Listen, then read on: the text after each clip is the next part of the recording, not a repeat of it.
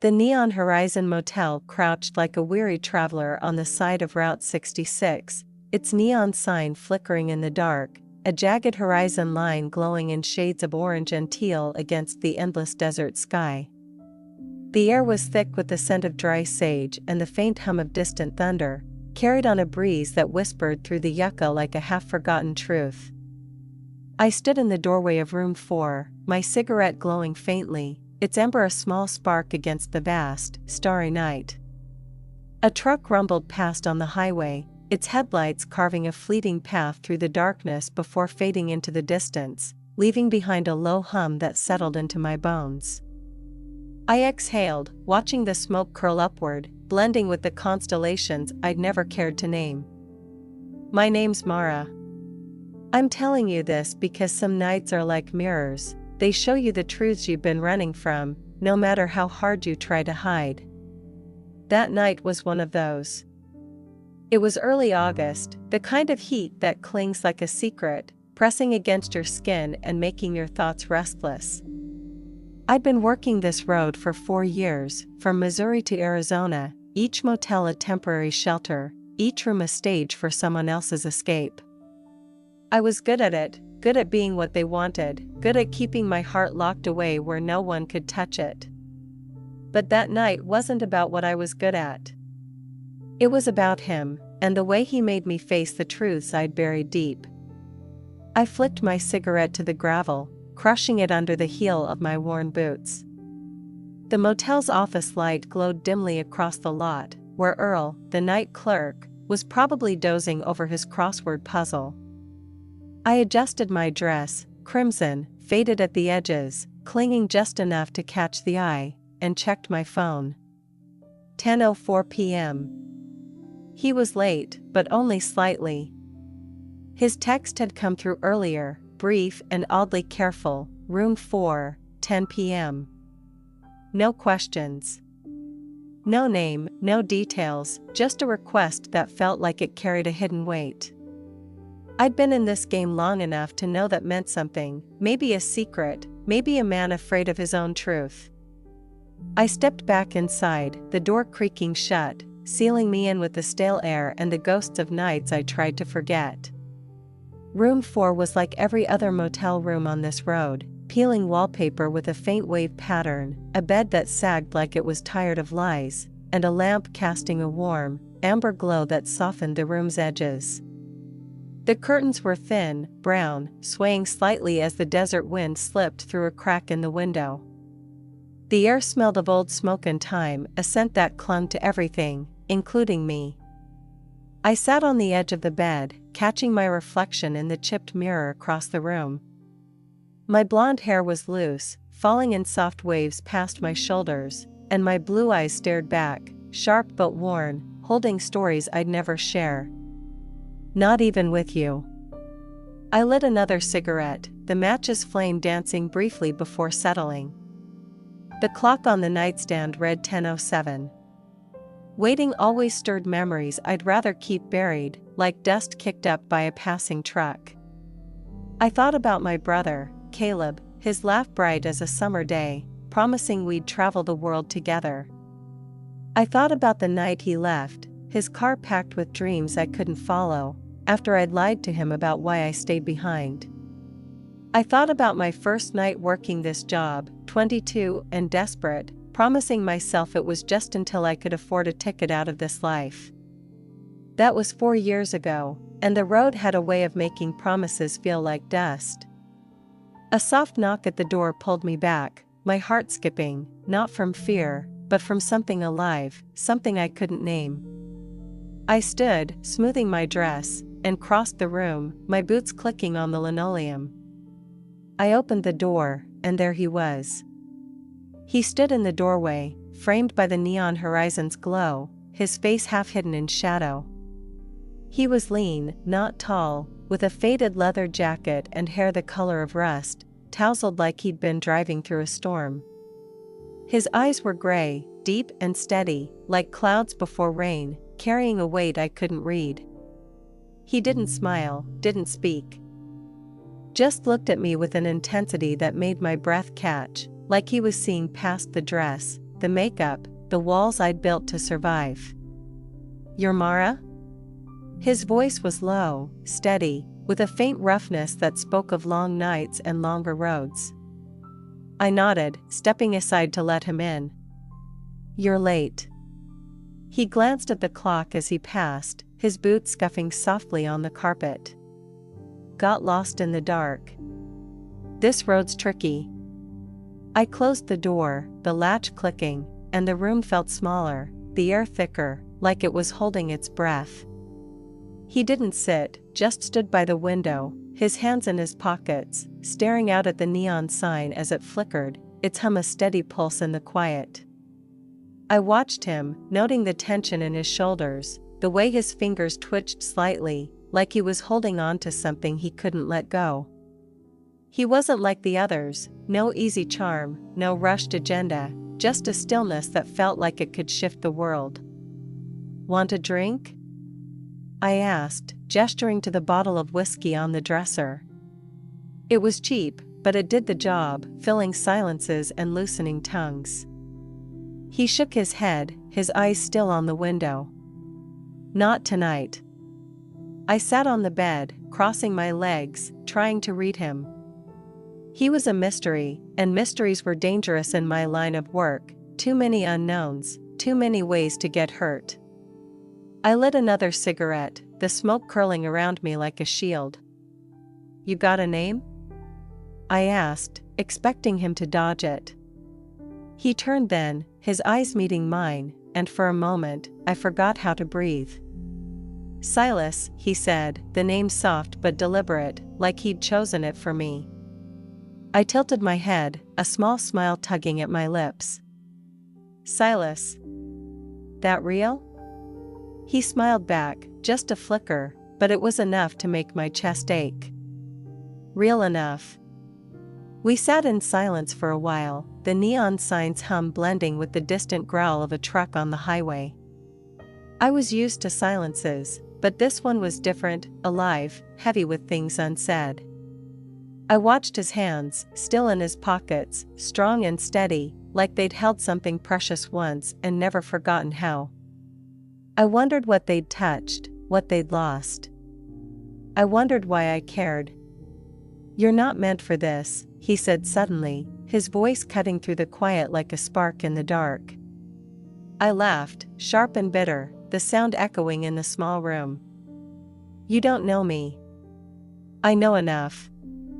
His eyes were on me now, steady, unyielding, like he could see the cracks in my armor. "This place, it's not where your truth lives." I wanted to snap back, to tell him he had no right, but his words hit something deep, something I'd buried under years of motel rooms and late nights. I looked away, my throat tight, the cigarette burning low. "You don't know my truth." He didn't answer, just watched me, and in that moment, I felt exposed, like he'd peeled back every layer I'd built to survive. I stood, needing to move, needing to break the spell. I walked to the window, pulling the curtain aside, the neon light painting my skin in shades of orange and teal. The desert stretched out beyond, vast and unforgiving, and I wondered if it would ever let me go. "Why are you here, Silas?" I asked, my voice softer than I meant it to be, barely audible over the hum of the sign. He didn't answer right away. When he did, his words were careful, like he was stepping around something fragile. "I'm looking for the truth. Thought I might find it here." I turned, leaning against the windowsill, studying him. "That's not an answer." He smiled again, that small, fleeting thing that made my heart stumble. "It's all I've got." We talked as the night wore on, not about the big things, not about the truths that hung between us, but about the small ones that filled the spaces. He told me about a river in Kentucky where he'd skipped stones as a kid, about a diner in Texas with coffee that tasted like home. I told him about the time I'd watched a sunset in New Mexico, how it felt like the sky was telling me a truth I couldn't hear. We laughed, and it felt like a gift, like something I hadn't earned. His eyes softened when he looked at me, like he was seeing someone I'd forgotten how to be. Hours passed. The whiskey untouched, the bed a silent witness to a night that wasn't what I'd expected. He didn't touch me, didn't try, but every glance, every pause, felt more intimate than any touch I'd known. I found myself imagining what it would be like to reach for his hand, to feel the warmth of his skin, to ask him to stay. But I didn't. That wasn't how this worked. As dawn crept through the curtains, painting the room in soft grays, he stood, pulling a small, folded piece of paper from his pocket. He held it out to me, his fingers brushing mine, warm and steady, sending a shiver through me I couldn't explain. "Keep this," he said, his voice low, urgent. "Don't open it yet." I took it, my heart racing. "What's in it?" He didn't answer, just looked at me, his eyes tracing my face like he was memorizing every line. Then he turned and walked out, the door clicking shut, leaving me with the hum of the neon sign and a weight in my hand I didn't understand. I stood there, clutching the paper, my mind a storm of questions. Who was Silas? Why had he come? And what was in that note, burning against my palm like a truth I wasn't sure I could face? The Neon Horizon Motel faded into the haze of my memory, but that night clung to me like the scent of rain on asphalt. I carried the note in my purse, its edges softening with every day I didn't open it. I told myself I'd forget him, that he was just another shadow passing through, but every time I closed my eyes, I saw his, gray, steady, haunted. I saw the way his hands stayed still, like they were afraid to reach for something they'd lost. I saw the way he looked at me, like I was more than the girl in room 4, more than the life I'd built to survive. Weeks passed, and I kept moving, motel to motel, town to town, the endless stretch of Route 66 a map of my survival. I worked, I smiled, I played the part, but it felt hollower now, like I was wearing someone else's skin. The men I met blurred together, their voices a dull hum against the memory of his. I started to wonder if I'd imagined him, if he was just a flicker of neon light, a dream born from the desert and my own longing. It was late August when I saw him again, at a motel called the Desert Whisper, just outside Barstow.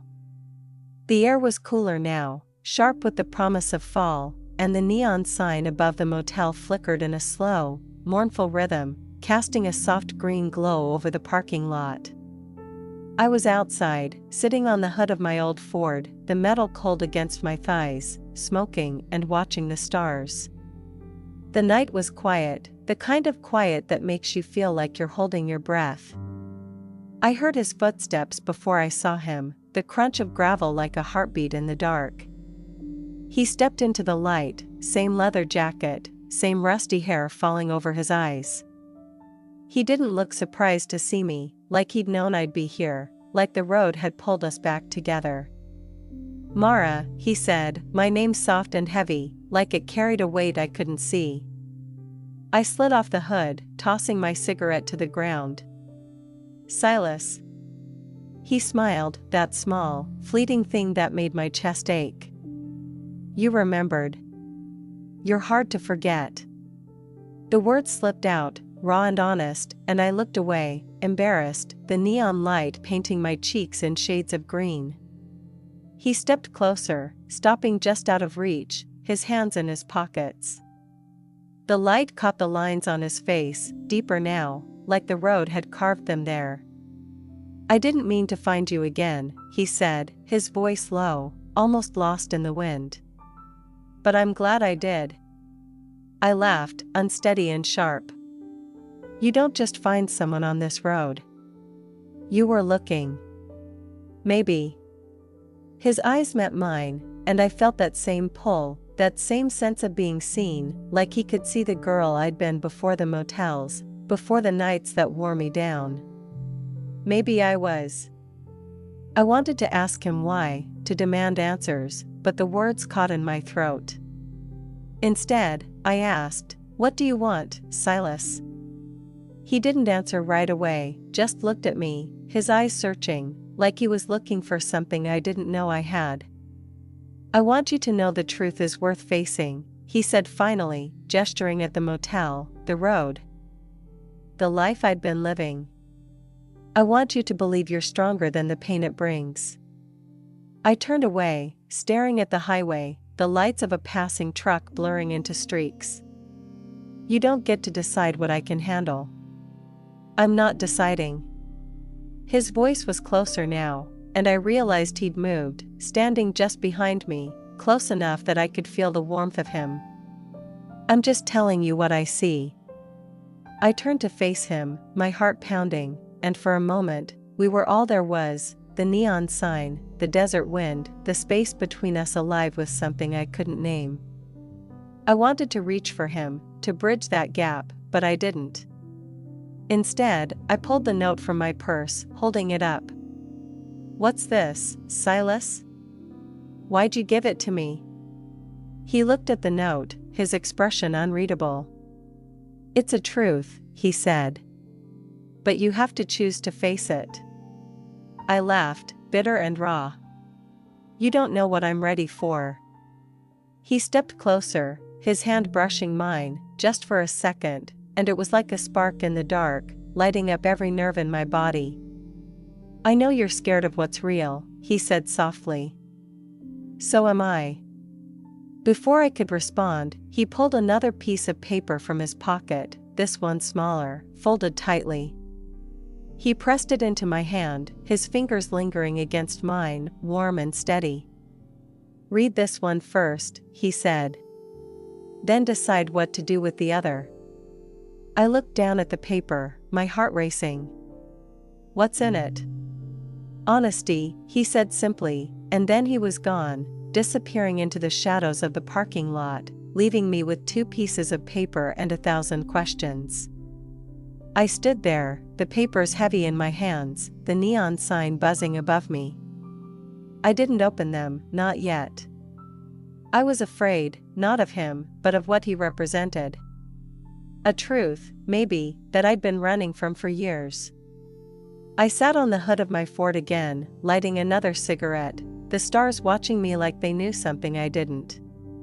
The road stretched out before me, endless and uncertain, and I wondered if I'd ever find the courage to follow it. The Desert Whisper Motel was behind me now, but the papers stayed with me, tucked in my purse like secrets I wasn't sure I wanted to keep. I drove west, the road unfolding under my tires, the neon signs blurring into memories. I couldn't shake Silas, his voice, his eyes, the way he'd made me feel like I could face the truth, even if it hurt. I thought about the girl I used to be, the one who laughed with Caleb, who believed in honesty and open roads. She was still there, somewhere, buried under years of motels and men, under the weight of lies I'd told to survive. Silas had seen her, somehow, and now he was asking me to find her again, to embrace the truth despite its consequences. I stopped at a motel called The Last Shore, just inside California. The neon sign was faint, its letters half burned out, casting a soft blue light over the parking lot. I sat in my room, the papers on the nightstand, the lamp's light warm and golden, like a memory. The air smelled of dust and salt, the ocean close now, its rhythm a steady pulse in the distance. I lit a cigarette, the smoke curling toward the ceiling, and stared at the papers, my heart pounding. I picked up the second paper, the one he'd given me at the Desert Whisper. It was small, folded tightly, the edges worn from being carried too long. I unfolded it, my hands shaking, and found a short note, the handwriting steady but hurried, like he'd written it in a moment of desperation. "Mara. My name's Silas, but there's more to it than that. I've been running from a truth I couldn't face, from lies I told to protect myself. I saw you in room 4, and for the first time in years, I wanted to stop. You're not just a light in the dark, you're the kind of light that makes a man believe he can be honest, even if it hurts. I don't know if I can, but I need you to know you made me want to try." The other note is the rest of it.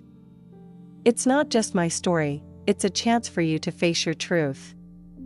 But it's up to you. Silas.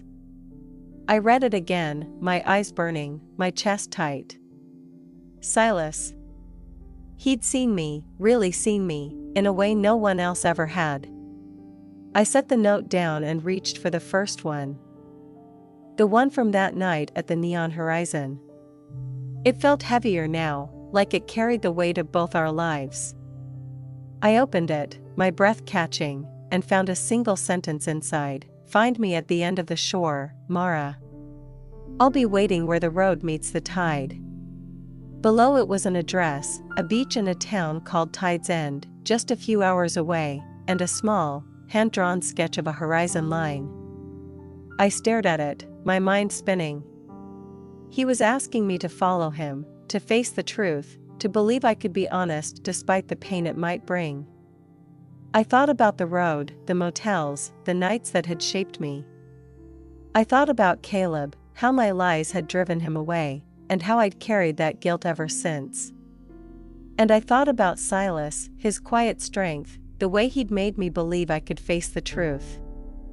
I packed my bag that night, the notes tucked safely in my purse. The Ford's engine roared to life, and I drove west, the desert giving way to the ocean's salt and spray. The road felt different now, like it was leading me somewhere instead of just away. I thought about Silas every mile, his face sharper in my mind than the neon signs fading behind me. I thought about the life I was leaving, the weight of it falling away with every mile. Tide's End was a quiet town, the kind of place where the ocean's roar drowned out the world. The address led me to a beach, the sand cool under my boots, the waves crashing against the shore like a heartbeat. I walked to the water's edge, the wind sharp against my skin, and waited, my heart pounding, expecting to see him. But he wasn't there. Instead, I found a small, weathered envelope, half buried in the sand, with my name written on it. Inside was a single line in his handwriting: "The truth is worth the pain." I stood there, the envelope in my hands, the ocean stretching out before me, endless and unforgiving. I realized then that he wasn't coming, that he'd never been coming. Maybe he was still running, from the truths he couldn't face, from the lies he'd told. Maybe he was a memory, a mirror showing me the honesty I needed to find within myself. But as the sun sank into the sea, painting the sky in shades of fire and ash, I felt something settle inside me. I'd come here for him, but I was here for me, to embrace the truth, even if it hurt. I didn't let the notes go this time. I kept them, along with the envelope, tucking them into my purse as I walked back to the Ford. I didn't stay at Tide's End. I drove on, not knowing where, but carrying that truth with me. The road had brought me to him, and he had shown me that honesty was worth the pain. And maybe that was enough,